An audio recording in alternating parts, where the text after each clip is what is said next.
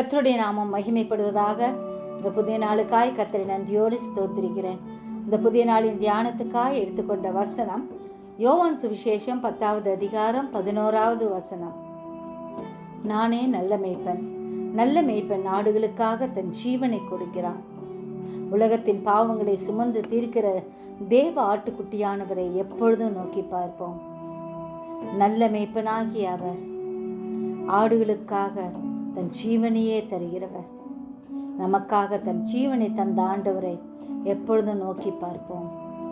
அவரே பெரிய மேய்ப்பனாய், பிரதான மேய்ப்பனாய் நம் கூடவே இருக்கிறார். நம்மை மெதுவாய் நடத்தி செல்கிற தேவன் அவரே. கர்த்தரின் மேய்ப்பராய் இருக்கிறார், நான் தாழ்ச்சி அடையேன் என்று சங்கீதக்காரனை போல தினமும் கூறுவோம்.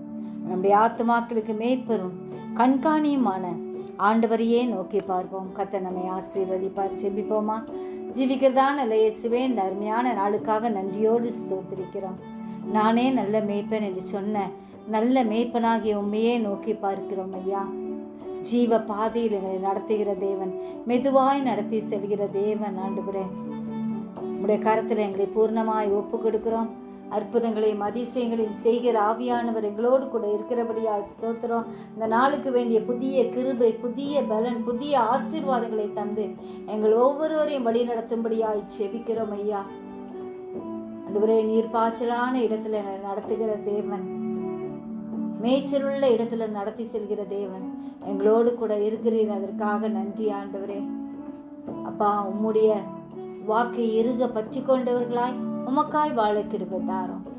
எங்கள் அனைவரையும் ஆசீர்வதியும். உலக சமாதானத்தை தாரும். கர்த்தர் பெரிய காரியங்களை செய்யும். இயேசு மூலம் ஜெபம் கேளும் பிதாவே. ஆமென்.